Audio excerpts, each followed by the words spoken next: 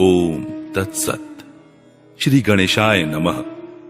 श्रीमद् भागवत महापुराण प्रथम स्कंद पहला अध्याय। श्री सूत जी से शौनकादि ऋषियों का प्रश्न। मंगलाचरण। जिससे इस जगत की सृष्टि, स्थिति और प्रलय होते हैं, क्योंकि वह सभी सद्रूप पदार्थों में अनुगत है और असत पदार्थों से पृथक है। जड़ नहीं, चेतन है, परतंत्र नहीं, स्वयं प्रकाश है, जो ब्रह्मा अथवा हिरण्य गर्भ नहीं, प्रत्युत उन्हें अपने संकल्प से ही जिसने उस वेद ज्ञान का दान किया है, जिसके संबंध में बड़े बड़े विद्वान भी मोहित हो जाते हैं। जैसे तेजोमय सूर्य रश्मियों में जल का, जल में स्थल का और स्थल में जल का भ्रम होता है, वैसे ही जिसमें यह त्रिगुणमयी जागृत स्वप्न सुषुप्ति रूपा सृष्टि मिथ्या होने पर भी अधिष्ठान सत्ता से सत्यवत प्रतीत हो रही है, उस अपनी स्वयं प्रकाश ज्योति से सर्वदा और सर्वथा माया और माया कार्य से पूर्णतः मुक्त रहने वाले परम सत्य रूप परमात्मा का हम ध्यान करते हैं। महामुनि व्यास देव के द्वारा निर्मित इस श्रीमद् भागवत महापुराण में मोक्ष पर्यंत फल की कामना से रहित परम धर्म का निरूपण हुआ है। इसमें शुद्धांतःकरण सत्पुरुषों के जानने योग्य उस वास्तविक वस्तु परमात्मा का निरूपण हुआ है, जो तीनों तापों का जड़ से नाश करने वाली और परम कल्याण देने वाली है। अब और किसी साधन या शास्त्र से क्या प्रयोजन। जिस समय भी सुकृति पुरुष इसके श्रवण की इच्छा करते हैं, ईश्वर उसी समय अविलंब उनके हृदय में आकर बंदी बन जाता है। रस के मर्मज्ञ भक्तजन, यह श्रीमद् भागवत वेद रूप कल्प वृक्ष का पका हुआ फल है। श्री सुखदेव रूप तोते के मुख का संबंध होने से यह परमानंदमय सुधा से परिपूर्ण हो गया है। इस फल में छिलका, गुठली आदि त्याज्य अंश तनिक भी नहीं है। यह मूर्तिमान रस है। जब तक शरीर में चेतना रहे, तब तक इस दिव्य भगवत रस का निरंतर बार बार पान करते रहो। यह पृथ्वी पर ही सुलभ है। कथा प्रारंभ। एक बार भगवान विष्णु एवं देवताओं के परम पुण्यमय क्षेत्र नैमिषारण्य में शौनकादि ऋषियों ने भगवत प्राप्ति की इच्छा से सहस्त्र वर्षों में पूरे होने वाले एक महान यज्ञ का अनुष्ठान किया। एक दिन उन लोगों ने प्रातः काल अग्निहोत्र आदि नित्य कृत्यों से निवृत्त होकर सूत जी का पूजन किया और उन्हें ऊंचे आसन पर बैठाकर बड़े आदर से यह प्रश्न किया। ऋषियों ने कहा, सूत जी, आप निष्पाप हैं। आपने समस्त इतिहास, पुराण और धर्म शास्त्रों का विधिपूर्वक अध्ययन किया है तथा उनकी भली भांति व्याख्या भी की है। वेद वेत्ताओं में श्रेष्ठ भगवान बादरायण ने एवं भगवान के सगुण निर्गुण रूप को जानने वाले दूसरे मुनियों ने जो कुछ जाना है, उन्हें जिन विषयों का ज्ञान है, वह सब आप वास्तविक रूप में जानते हैं।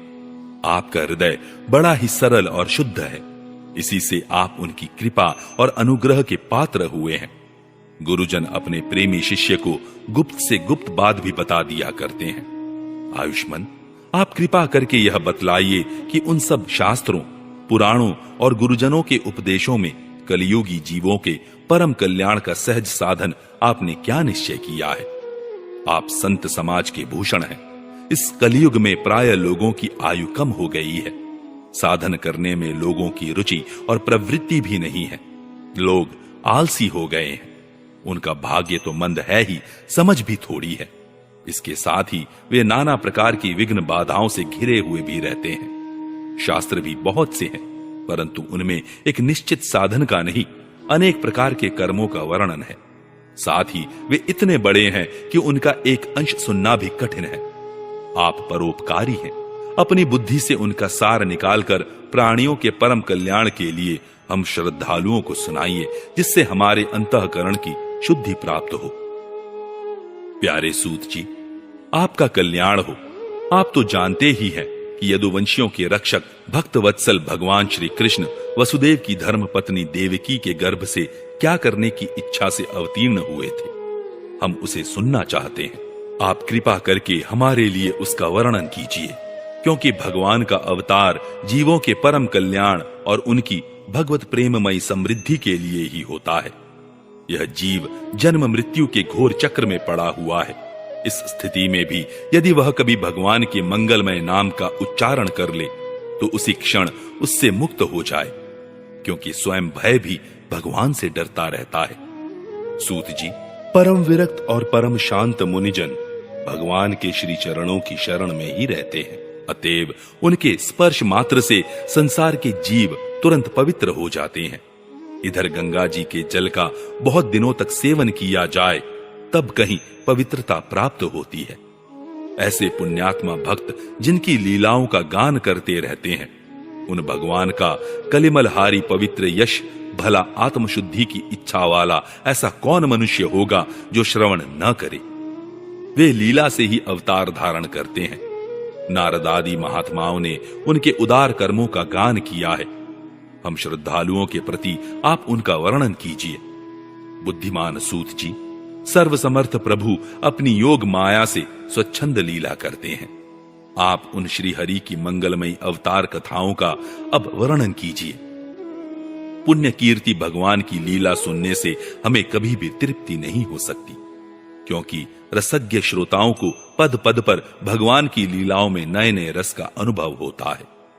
भगवान श्री कृष्ण अपने को छिपाए हुए थे। लोगों के सामने ऐसी चेष्टा करते थे मानो कोई मनुष्य हो, परंतु उन्होंने बलराम जी के साथ ऐसी लीलाएं भी की हैं, ऐसा पराक्रम भी प्रकट किया है जो मनुष्य नहीं कर सकते। कलयुग को आया जानकर इस वैष्णव क्षेत्र में हम दीर्घकालीन सत्र का संकल्प करके बैठे हैं। श्री हरि की कथा सुनने के लिए हमें अवकाश प्राप्त है। यह कलयुग अंतःकरण की पवित्रता और शक्ति का नाश करने वाला है।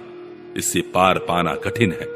जैसे समुद्र से पार जाने वालों को कर्णधार मिल जाए, उसी प्रकार इससे पार पाने की इच्छा रखने वाले हम लोगों से ब्रह्मा ने आपको मिलाया है। धर्म रक्षक, ब्राह्मण भक्त योगेश्वर भगवान श्री कृष्ण के अपने धाम में पधार जाने पर धर्म ने अब किसकी शरण ली है, यह बताइए।